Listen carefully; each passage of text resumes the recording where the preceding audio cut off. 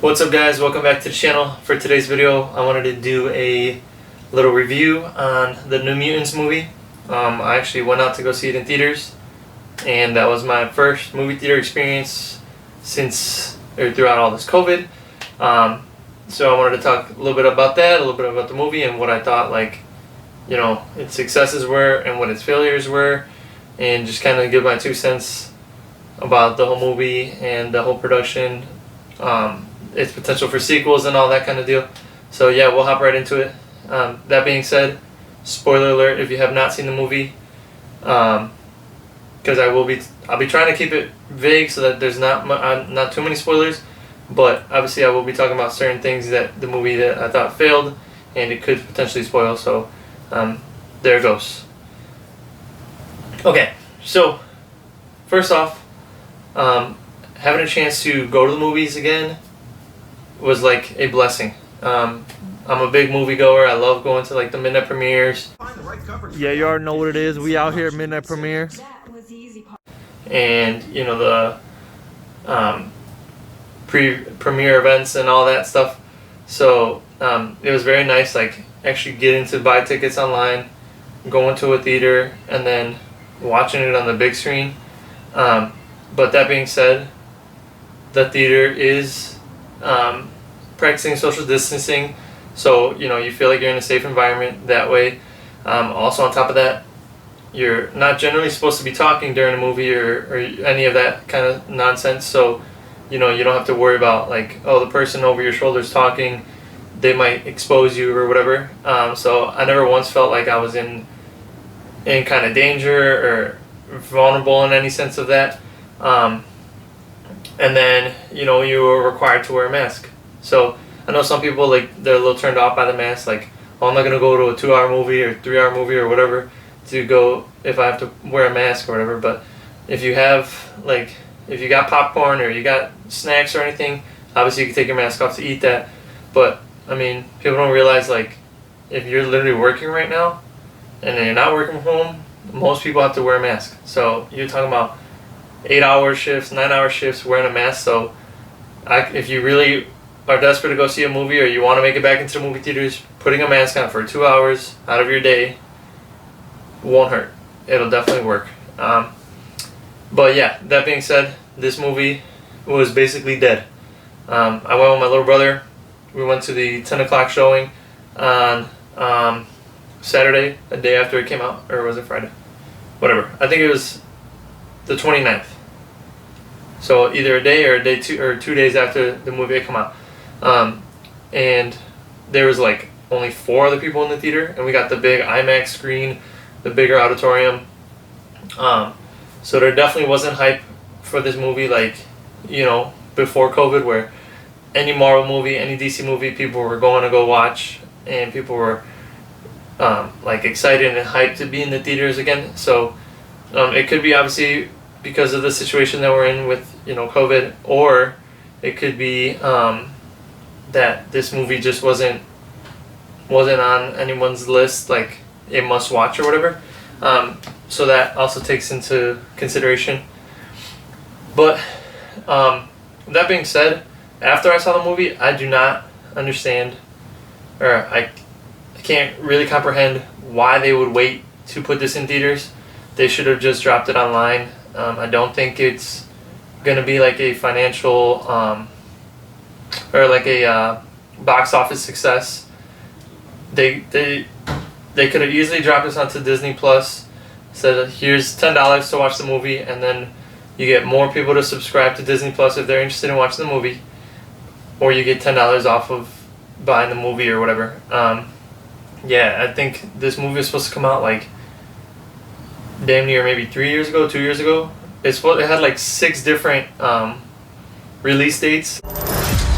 They need to learn how to control your powers.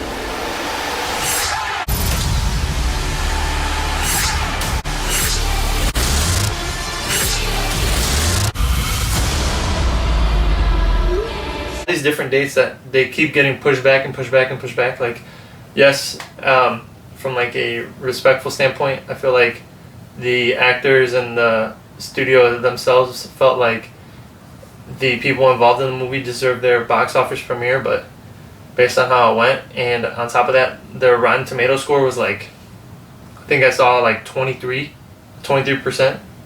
So, I mean, if you're gonna wait to put out a movie in theaters, it's got to be a banger. Like, that being said, I don't expect like Black Widow to drop to Disney Plus. Like, I feel like that wouldn't do them justice. But I feel like we can all agree that Black Widow will definitely be a box office success, given the circumstances that we have right now. Yeah, I think, like, if I were to look at my my 5 ratings that I usually rate my movies or my TVs, hype, rewatchability, character development, the villain, and the significance of the movie, like within its own universe. Hype, honestly, was probably like a 1 or a 2. I only went because I, 1, wanted to get back into the movies, and 2, because it was the newest movie that came out from Marvel Studios at Fox or whatever you want to call it. And I was like, you know what, let's just go watch it. It's not like it's a must-see, but I wanted to go watch it. Character development and character, like, interaction stuff, honestly, I could really care less for all of the characters. I thought the main character, Danny Moonstar, the girl who's like essentially the villain and the protagonist of the movie, she was just kind of boring. Like, if you've seen the trailers, you can tell that her powers are kind of like psionic manipulation. She can like basically manifest people's fears. This place takes your greatest fear through it. And that's her power. So her biggest fear is this like demon bear. There's an old Native American proverb that says, inside every person there are 2 bears. That lives inside her, that's gonna come out of her body, create its like actual form, and then kill her.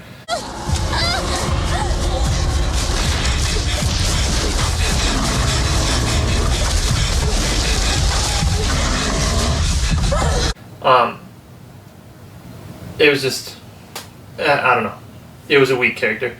And then, you got Magic, the girl who can essentially like travel through limbo, and has her arm like becomes like a sword, like the sword Excalibur or whatever you want to call it. If you weren't here. And then you had Cannonball, the guy from Stranger Things, who can like just propel himself as like a cannonball, and while he's in that form, he's like he can't get damaged. Another guy, Sunspot, who just becomes like a Human Torch. He lights up, he's on fire and all that shit. Dangerous. And then you have the girl from Game of Thrones, Arya, who becomes a wolf.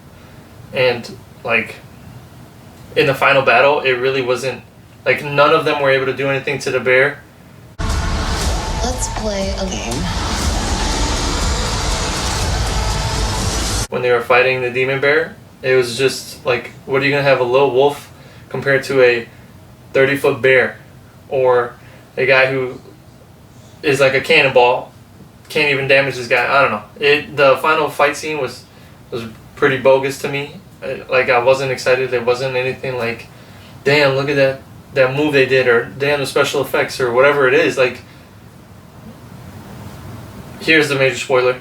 At the end, Danny Moonstar, the girl who basically manifested the bear, walks up to the bear, pets it on the nose like a good puppy, and says, you don't need to be afraid anymore. You don't need to attack us. And then the bear fucking vanishes.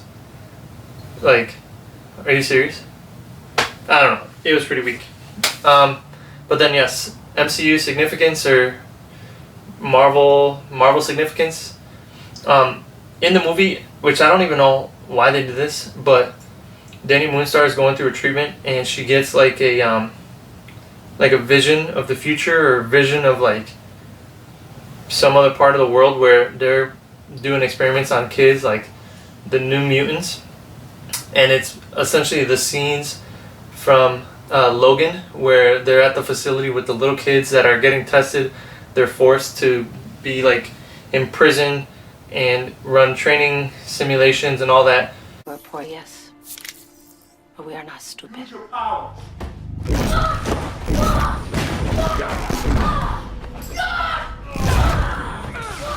And then they never talk about anything else. They never talk about like, oh, let's go stop those kids. Let's go rescue those kids. Let's go stop this organization. Let's go do whatever. Like, you literally just get a glimpse of those kids being tested on, and then the rest of the movie keeps going. So I don't really think the movie connects with much, and after watching it, I don't see how they would connect it to the Marvel movies, or how they would be even willing to connect it to the Marvel movies. Like, I don't think the characters were that important or that like significant that the audience would be like, we need to see more movies of them. We need to get them back into sequels or crossovers or whatever it is. So, yeah. So hype, significance, character development. Oh, the villain. I already said that. Danny Moonstar with the giant bear, kind of weak sauce. And then rewatchability. This is the one movie, if you're not going to watch it, whether you're a Marvel fan or not, I'll give you a get out of jail free pass, because you're not even worth it. Like, if you like horror movies and you see the trailer, you're like, damn, this movie looks like it could be a horror movie, let's go watch it. There wasn't really any like horror elements that were like too ridiculous to the point where you actually are scared, or you feel like the movie is terrifying in some ways. Like, when I first went into it and they're like at an asylum being tested and all that, I kind of felt like some Shutter Island vibes. But Shutter Island, to me, if you've seen that movie, it's like a very psychological thriller with Leonardo DiCaprio, and you don't know what's right, what's wrong, you know, who's got your back, who doesn't, and like all this different mental like hallucinations and all that kind of deal. This movie is nothing like that. Like, there was a few scenes where people had their biggest fear come out and try to like hurt them or attack them, and next thing you know, like, it's all back to normal. So yeah, overall, there's not many good things I could say about the movie. Actually, come to think of it, I can't really think of a good thing to say about the movie. Matter of fact, as soon as the movie was over, since I watched it with my little brother, we literally debated on which movie was worse, this movie or the 2014, 15, or 16, the newest version of the Fantastic Four. Because we're a team now, and there's 4 of us, so we should come up with a name for it. Gotta say, it's fantastic. Say that again? It's fantastic. With like Miles Teller in there, we're like, dude, I honestly have no idea which movie was doing, which one was worse, because they were both pretty bad. So, yeah, that's basically how I feel about the movie. Sorry if I ruined it for you guys, but go ahead and watch it and come back to me. Let me know what you think, or don't watch it and thank me later. You could thank me now. So yeah, that's basically it. That's all I had to say. Let me know what you guys think. If you guys do go out and watch it, let me know if I'm right in what I'm saying, or if there's anything that I'm saying wrong, or, you know, change my mind about the movie. But overall, I think that, one, it could have easily went to Disney Plus, and 2, that I don't see this movie being integrated into Marvel in the MCU with the, you know, the mutants now being characters that can be used due to the Fox Disney deal. So, yep, that's about it, guys. Let me know what you guys think. Let me know if you guys go watch the movie, you know, your thoughts and ideas about it, but I'll just leave it at that. So, thank you for watching. We'll see you next time.